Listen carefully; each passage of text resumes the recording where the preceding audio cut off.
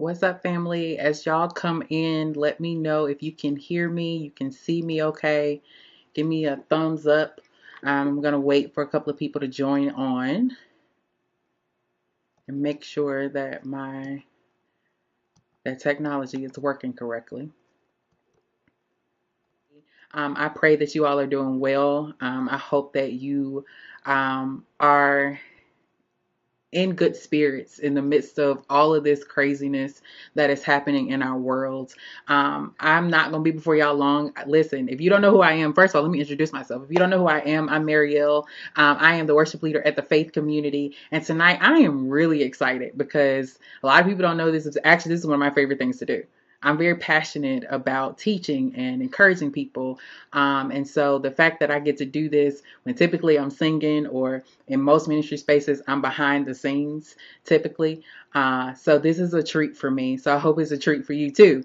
So before I get started, could you guys do me a favor as you're coming on? If you could, go ahead and share this stream. And then do me a favor, also go ahead and click that you want to turn on your notifications. So every time that the Faith Community is live, you will be informed by Facebook. So go ahead and just hit that button, hit the share button, and then also make sure you subscribe and make sure that you turn on that little bell so you can get the notifications. All right. So listen, last week, thanks, Christian. Last week, our Pastor Christian Smith, who is on right now, he talked about something that was really awesome. It sounded really simple, but I think a lot of us don't do it enough, and that was resting. And I really need to hear that. And something that he said last week was in the Jewish faith that they really are intentional about preparing for the Sabbath, which is resting. And so as I was really kind of thinking about, praying about, what do I really need to talk about tonight, I really wanted to give us a next steps that Christian laid the groundwork for it last week. So last week, again, he talked about rest. And so tonight, I really just kind of want to talk about some more R words, right? Which is refocus and reenergize. If you're anything like me, before the pandemic hit, your life was this.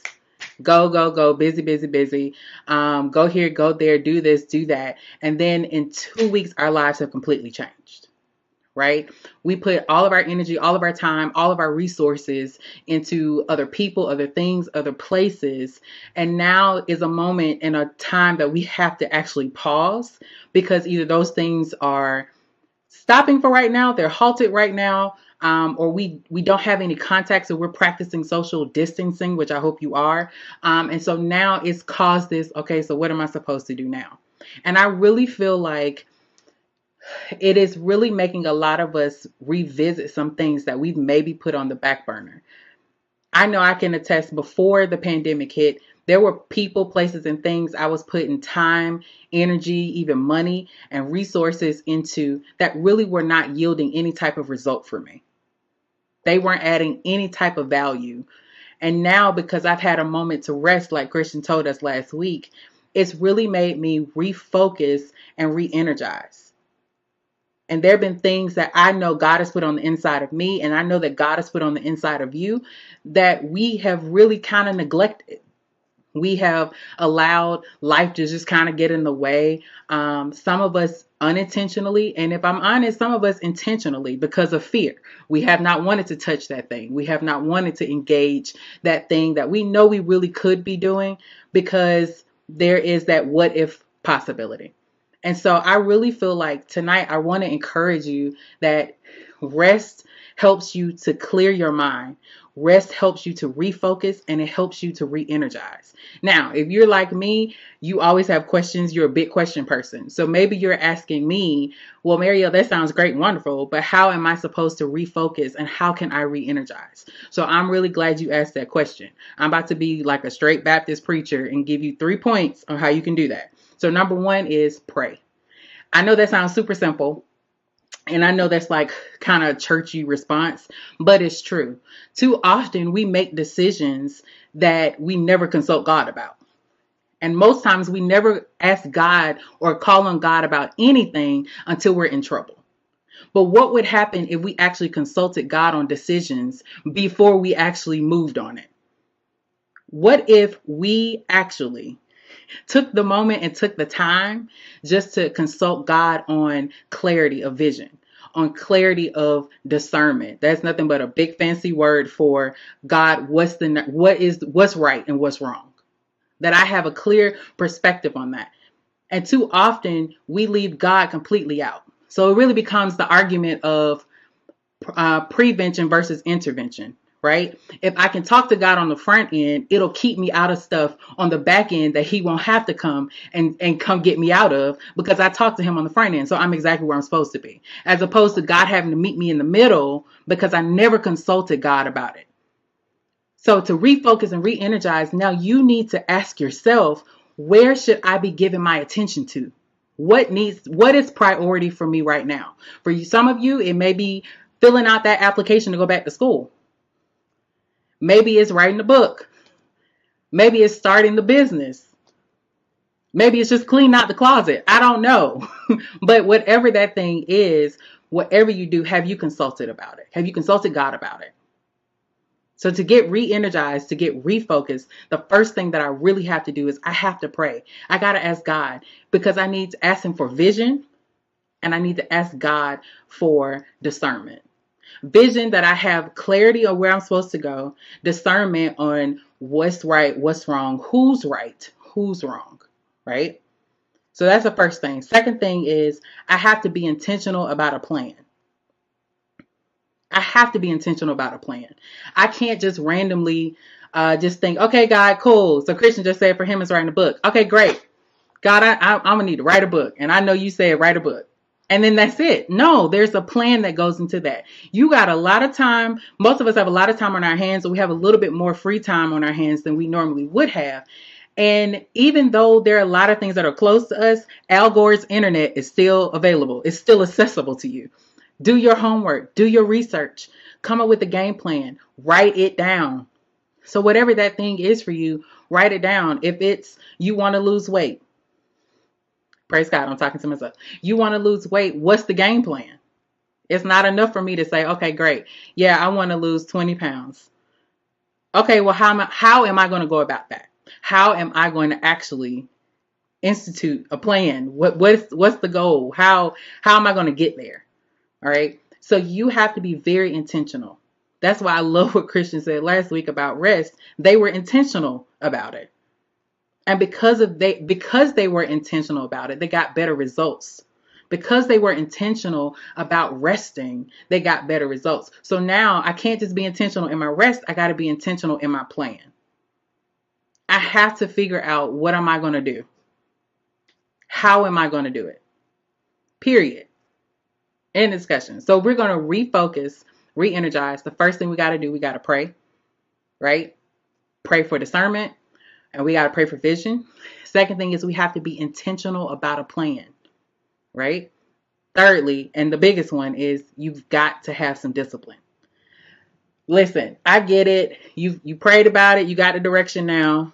Okay, you got a plan. Now I have to have discipline in order to execute the plan.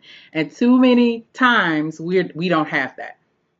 The plan is just sitting over there collecting dust, and we have not actually practiced the discipline that it takes in order to make that thing happen.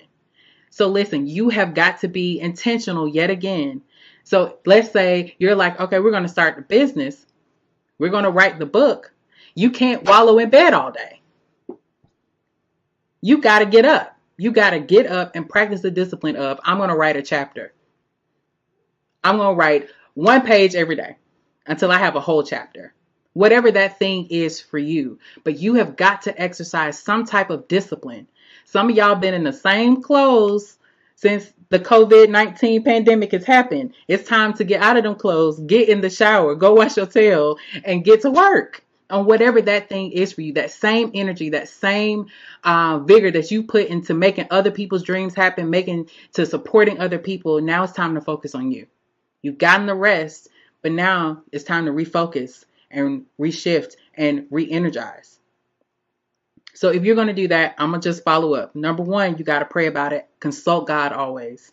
Number two, you got to be intentional about a plan. Number three, you've got to have discipline to make that thing happen, whatever it is for you. And I get it. Right now, We're living in scary times. We don't know what's about to happen. But what I do know is that there is a future. We won't always be here. So a big part of you being able to refocus and re-energize is you got to see past the now. You got to see past where we are right now, because we won't be here always. That you have got a game plan, that you have made up in your mind. I know exactly where I'm supposed to go. I always like to tell people, people say, oh, I have a dream or vision. What's the difference? For me, it's simply this. A dream is usually the end goal. A vision is the steps it's going to take to get to the end goal. The vision is a lot more detailed than the dream ever is. The dream shows you what the end is going to be, but the vision gives you the steps to get there. And oftentimes we're either too scared or we have chosen to not put the same energy into ourselves and into what God has for us and what he put into us that we have given to other people or other organizations or other things. There's a very popular saying that says, the richest place in the world is the graveyard. And I don't ever want to meet my creator in whatever way that is. I don't want to meet my creator on full because I was too scared. I was not disciplined enough. I did not take the time that it took in order to really apply myself and to do everything that he put in me, that God put in me. So I really hope that last week you really heard Christian when he told you that you needed to rest, because you're not going to be able to see any of this if your mind is cluttered. Until you get actual rest, rest really helps you with your creativity. And I really want to say something. Rest is not just taking a nap. Though, Christian, I really do hope that you take that nap at some point. Like, I hope it happens this week if it has not already happened. That can be a part of it. But resting is simply being able to clear your mind. So maybe that's reading a good book. Maybe that's Netflixing. Maybe that's Netflixing and chilling for some of y'all. I don't know.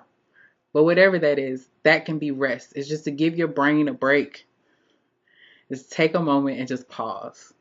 So I hope that you all really actually heard what he said last week and really try to institute that and really try to have some rest.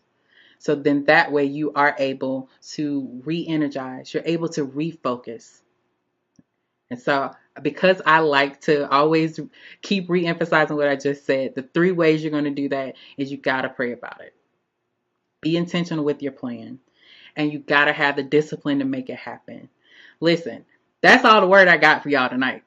I really pray that as you all really go to God about what's the next step and what you should do, that you hear from him clearly and that you get clear direction on what you need to do. That you have discernment on who's the right person to go to, or who is the right person to talk to, or who's not the right person to go to, who's not the right person to talk to. So that's really my hope for you. If you need anything, of course, we are a community, so feel free to reach out. Do me a favor, if you haven't already, turn on your notifications. So every time we're live, you'll know it. You won't miss a thing. You won't miss a beat. And I know that we have some awesome content coming your way. And so I pray that this was a blessing to you. This was such a blessing to me because, again, I rarely get to talk in most ministry spaces. And so I am excited. I'm excited. I'm trying to read y'all's comments right now because it did not. Y'all, they going back and forth. That's hilarious. But I pray that you all have an incredible, productive week. And that you will refocus, you will reshift, you will re-energize, and that I promise you, the only way you can do that is you get some rest and just kind of clear your mind. I'm praying for you. We're praying for you. We love you guys. I hope that y'all have an awesome week. We love you guys. Have a great day and have a great week.